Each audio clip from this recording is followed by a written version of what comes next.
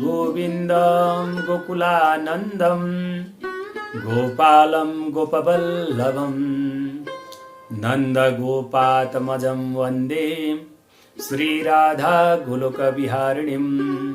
आज म पापमोचनी एकादशी व्रत कथाको मूल पाठ पारायण र पापमोचनी एकादशी व्रत कथा लिएर उपस्थित भइसकेको छु। जय श्री राधे, जय गौमाता। विश्व जगतमा रहेर हामीलाई हेर्नुहुने श्री राधा गोलोक बिहारी भगवानका अंश स्वरूपा सत्कर्म परायण सज्जनवृन्द धर्मरत्न युट्युब च्यानल र नवराज पराजुली फेसबुक पेजमा यहाँलाई स्वागत छ। सज्जनवृन्द, सर्वप्रथम हामी पापमोचनी एकादशी व्रत कथाको मूल पाठ पारायणलाई श्रवण गरौँ। त्यस पश्चात संक्षिप्त रूपमा कथालाई पनि श्रवण गर्नेछौँ। अथ चैत्र कृष्ण एकादशी व्रतकथा प्रारभ्यते। युधिष्ठिर उवाच फाल्गुनस्य शीते पक्षे श्रुता सामलिकमया चैत्रस्य कृष्णपक्षे तु किन्नाम एकादशी भवेत्। कोविदिः किं फलं तस्य ब्रूहि कृष्ण ममाग्रतः। श्रीकृष्ण उवाच श्रेणु राजेन्द्र वक्ष्यामि पापमोचनिका व्रतं मल्योमश प्रवेत पृष्ठो मान्धात्रा चक्रवर्तिना। मान्धातो उवाच भगवान् श्रोतुमिच्छामि लोकानां हितकामेया चैत्रमास्य शीते पक्षे किन्नाम एकादशी भवेत्। कोविदिः किं फलं तस्याः कथयस्व प्रसादतः। लोमश उवाच चैत्रमास शीते पक्षे नाम्ना वै पापमोचनी एकादशी मम ख्यात पिशाचत्व विनाशिनी। श्रूयतां राजशार्दूल कामदं सिद्धिदां तथा कथं विचित्रं शुभदां पापहनिं धर्मदायिनीं। पुरा चैत्र रथोद्देशे ह्यप्सरो गणसेविते वसंत समये प्राप्ते पुष्पैराकुलिते वने गन्धर्वकन्यास्तत्रैव रमन्ते सह किन्नरैः पाकशासन मुख्याश्च क्रीडन्ते च दिवौकसः। नापरं सुन्दरं किञ्चित् वनात् चैत्र रथाद्दनं तस्मिन् वने तु मुनयस्तपन्ति बहुलं तपः। सह देवेस्तु मघवा रमते मधुमाधवे एको मुनिवरस्तत्र मेधावी नाम नामतः। अप्सरास्तं मुनिवरं मोहनायुपचक्रमे मञ्जुघोषेति विख्याता भावं तस्य विचिन्वति। क्रोशमात्रं स्थिता तस्य भयदाश्रमसन्निधौ गायन्ति मधुरं साधु पीडयन्ति विपञ्चिकां। गायन्तीं तामथालोक्य पुष्पचन्दनवेष्टितं कामोऽपि विजयाकाङ्क्षी शिवभक्तं मुनीश्वरं तस्याः शरीर संसर्गं शिवशैव मनुस्मरन् कृत्वा भ्रुवोर्धनुः कोटि गुणं कृत्वा कटाक्षकं मार्गडो नयने कृत्वा पक्षयुक्तौ यथाक्रमं कुचौ कृत्वा पटकुटिं विजयायुपसंस्थितः। मञ्जुघोषाभवत् तत्र कामस्वेव वरुथिनी मेधाविनं मुनिं दृष्ट्वा शापि कामेन पीडिता। यौवनोत् भिन्नति होशो मेधाव्याति विराजते शीतोपवीत संपीतो दण्डी स्मर युवापरः। मेधावी वसति स्मासो च्यवनस्याश्रमे शुभे मञ्जुघोषा स्थिता तत्र दृष्ट्वा तं मुनिपुङ्गवं मदनस्य वशं प्राप्ता मन्दं मन्दमगायत। रणद्वल संयुक्ता सिञ्जन्नूपुरमेखला गायन्तीं भावसंयुक्तां विलोक्य मुनिपुङ्गवः मदनेन ससैन्येन नीतो मोहवशं बलात्। मञ्जुघोषा समागम्य मुनिं दृष्ट्वा तथाविधं हास्यभावकटाक्षैस्तु मोहयामास चाङ्गना। अधः संस्थाप्य वीणां सा स्वेजं तं मुनीश्वरं वल्लीवाकुलितात् वृक्षं वातवेगेन वेपिता।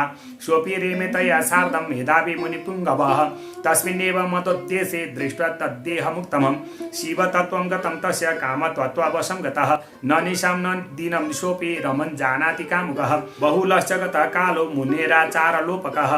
मञ्जुघोषादेव लोकगमनायुपचक्रमे गच्छन्ति प्रत्युवाचाथ रमन्तं मुनिपुङ्गवम् आदेशो दीयतां मह्यं स्वधाम गमनाय मे। मेधाव्युवाच अद एव त्वं समायाता प्रदोषादौ वरानने यावत् प्रभात सन्ध्या स्यात् तावत् तिष्ठ ममान्तिके। इति श्रुत्वा मुनेर्वाक्यं भयभीता बभूवसा पुनर्वै रमयामास तं मुनिसत्तमम्। मुनेः शापभयाद्भीता बहुलान् परिवत्सरान् वर्षाणां 55 नवमासान् दिनत्रयम्। सारे मे मुनिना तेन निसार्धमिव चाभवत्। सा च तं प्रत्युवाचाथ तस्मिन् काले गति मुनिम् आदेशो दीयतां ब्रह्मन् गन्तव्यं स्वगृहं मया। मेधाव्युवाच प्रातः कालोधुने वास्ते श्रूयतां वचनं मम कुर्वे सन्ध्यामहं यावत् तावत् त्वं वै स्थिरा भव। इति वाक्यमुनिः श्रुत्वा भयेन च समाकुला। स्मृतां कृत्वा तु सा किञ्चित् प्रत्युवाच सुविस्मिता। अप्सरा उवाच कियत् प्रमाणि विप्रेन्द्र तव सन्ध्या गता न वा। मयि प्रसादं कृत्वा तु गतः कालो विचार्यताम् इति तस्य वचः श्रुत्वा विस्मयोत्फुल्ललोचनः स ध्यात्वा हृदि विप्रेन्द्रः प्रमाणमकरोत् तदा समाश्च 57 गता मम तया सह नेत्राभ्यां विस्फुलिङ्गान् समुञ्चमानोति कोपनः कालरूपां च तां दृष्ट्वा तपसः क्षयकारिणीं दुःखार्जितं मम तपो नीतं तदनया क्षयं ककम्पोष्टो मुनिस्तत्र प्रत्युवाच कुलेन्द्रियः शतं शशाप मेधावे त्वं पिशाची भवेत्ति च धिक् त्वं पापे दुराचारे कुलटे पातक प्रिये तस्य शापेन सा दग्धा विनया वनता स्थिता उवाच वचनं सुब्रुः प्रसादं वाञ्छति मुनिं कृत्वा प्रसाद विप्रेन्द्र शापस्योपशमं कुरु ततां संगो हि फलति वचोभिः सप्तमे पदे त्वया स मम ब्रह्मन् गतः सुबहवः समाः एतस्मात् कारणात् स्वामिन् प्रसादं कुरु सुव्रतः मुनिरुवाच शृणु मद्वचनं भद्रे शापानुग्रहकारणं किं करोमि त्वया पापे क्षयं नीतं महत्तपः चैत्रस्य कृष्णपक्षे या भवत् एकादशी शुभा पापमोचनिका नाम सर्वपापक्षयं करी तस्य प्रतिकृते शुभ्रो पिशाचत्वं प्रयस्यति इति उक्त्वा तां स मेधावी जगाम पितुराश्रमं तमागतं समालोक्य च्यवनः प्रतिवाचः किमेतद्विहितं पुत्र त्वया पुण्यक्षयः कृतः मेधावी उवाच पापं कृतं महत्तात रमिता चाप्सरा मया प्रायश्चित्तं गृहीतात येन पापक्षयो भवेत् च्यवन उवाच चैत्रस्य चाशिते पक्षे नाम्ना वै पापमोचनी यस्या व्रते कृते पुत्र पापराशिः क्षयं व्रजेत इति श्रुत्वा पितुर्वाक्यं कृतं तेन व्रतोत्तमं गतं पापं क्षयं तस्य पुण्ययुक्तो बभूव सः शाप एव मञ्जुघोषा च कृत्वा तद्व्रतमुक्तमं पिशाचत्वपि निर्मुक्ता पापमोचनिका व्रतात् दिव्यरूपधरा शापि गता नाकं वराप्सराः लोमश उवाच इत्थं भूतप्रभावं हि पापमोचनिका व्रतं पापमोचनिकां राजन् ये कुर्वन्ति च मानवाः तेषां पापं च यत्किञ्चित् तत् सर्वं क्षयमाव्रजेत पठनात् श्रवणात् राजन् गोसहस्रफलप्रदा ब्रह्मः भ्रूणाः चैव सुरापो गुरुतल्पगः व्रतस्य चास्य करणात् पापमुक्ता भवन्ति बहुपुण्यप्रदं ह्येतत् करणात् व्रतमुक्तमम् इति श्री भविष्योत्तरपुराणे चैत्रकृष्ण पापमोचनी एकादशी व्रत महात्म्यं सम्पूर्णम्। समादरणीय भक्तवृन्द, हामीले पापमोचनी एकादशी व्रत कथाको मूल पाठ पारायणलाई श्रवण गर्यौं। अब हामी केही बेर संक्षिप्त रूपमा पापमोचनी एकादशी व्रत कथालाई श्रवण गरौं। पापमोचनी एकादशी व्रत कथा पद्म पुराणमा उल्लेख भए अनुसार भगवान श्रीकृष्ण र राजा युधिष्ठिर बीचको संवाद रहेको छ, जसमा राजा युधिष्ठिर प्रश्न गर्नुहुन्छ र भगवान श्रीकृष्णले उत्तर दिनुहुन्छ।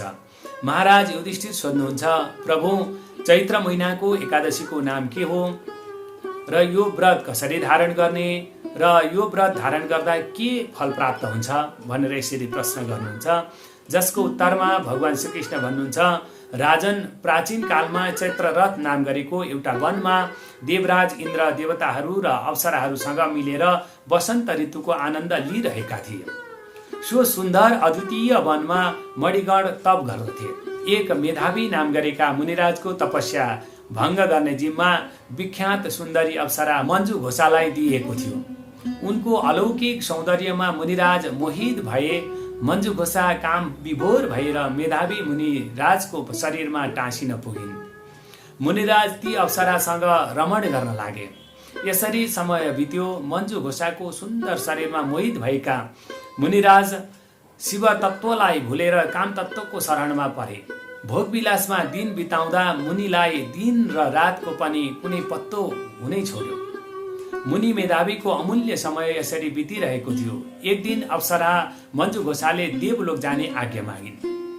मुनिले भने, सन्ध्याकाल भएको छ, बिहान जाउली भनेर अल्मल्याए।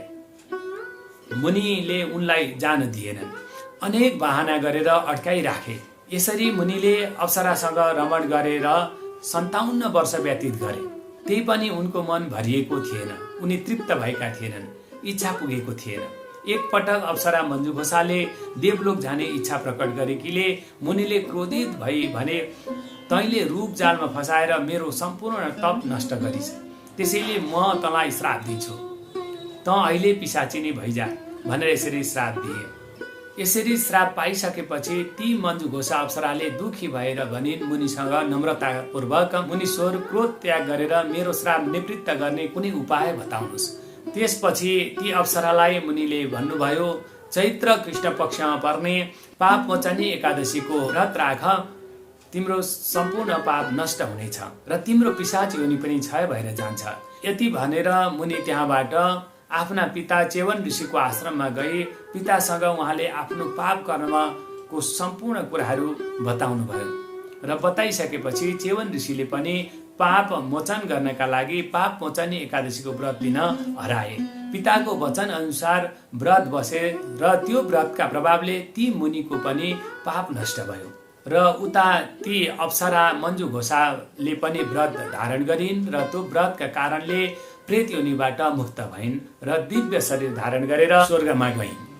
त्यसै कारणले जस्तासुकै जघन्य पाप गरेको छ भने पनि सम्पूर्ण पापहरू नष्ट गराउन सक्ने सामर्थ्य भएकी एकादशी हुन् पाप मोचनी एकादशी। तसर्थ पाप मोचनी एकादशी व्रत बस्ने व्रतकर्ताले अघिल्लो दिन शुद्ध भोजन गर्ने र भोलिपल्ट व्रतको दिन सबेरै स्नान आदि नित्य कर्मबाट निवृत्त भएर विष्णु भगवानलाई अथवा शालाग्राम भगवानलाई अथवा ठाकुरजीलाई जुन भगवानको सेवा गर्ने गर्नुभएको छ उहाँ भगवानलाई विधिवत स्नान गराउने, सम्भव भएसम्म पञ्चोपचारले स्नान गराउने र त्यस पश्चात वस्त्रहरू धारण गराएर अनि आसनमा राखेर तिलक लगाइदिने, विधिवत पूजन गर्ने र त्यस पश्चात धूप दीप नैवेद्य तुलसी मञ्जरी चढाएर फलफुलको भोग लगाई आरती गर्ने र उक्त दिन सकेसम्म निलहार बस्ने र सम्भव भएन भने स्वास्थ्यको अनुकूलतालाई हेरेर केही फलाहार लिन सकिन्छ। अर्थात् जे गरेर हजुरलाई व्रत बस्न सहज हुन्छ शुद्ध आहार ग्रहण गरेर व्रत बस्नुहोला।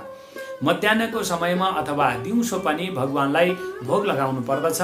त्यस पश्चात सायंकालीन सत्रमा पनि भगवानको पूजा आरती सेवा गरेर अनि भोग लगाएर केही बेर सपरिवारका साथमा भजन कीर्तनहरू गाउने र त्यो भोग लगाएको प्रसाद सबैलाई वितरण गर्ने, भोलिपल्ट बिहान स्नान आदिले निवृत्त भएर फेरि सेवा पूजन गर्ने, आरती पुष्पाञ्जली गरेर भोग लगाउने र त्यसपछि सकिन्छ सम्भव छ भने गुरुलाई बोलाएर भोजन गराई यथाशक्ति दान दक्षिणा दिएर पारायण गर्नुपर्दछ। सम्भव भएन भने भगवानको चरणोदक पान गरेर व्रतलाई खोल्नु पर्दछ अर्थात् पारायण गर्नुपर्दछ। यसरी नियमित एकादशी व्रत धारण गर्ने अनि पूजन गर्ने र पारायण गर्ने गर्नुपर्दछ भन्दै मैले पाप मोचनी एकादशी व्रत कथाको मूल पाठ पारायण, व्रत कथा र व्रत धारण गर्ने विधिका बारेमा सम्पूर्ण जानकारी गराएँ। अर्को भिडियोमा कामदा एकादशीका बारेमा सम्पूर्ण जानकारी लिएर उपस्थित हुने नै छु। अहिलेलाई जय श्री राधे, जय गौमाता।